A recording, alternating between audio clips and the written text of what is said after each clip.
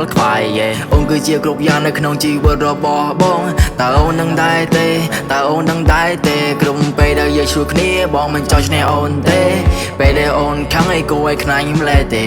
You are my super girl You are my super girl If you baby If you baby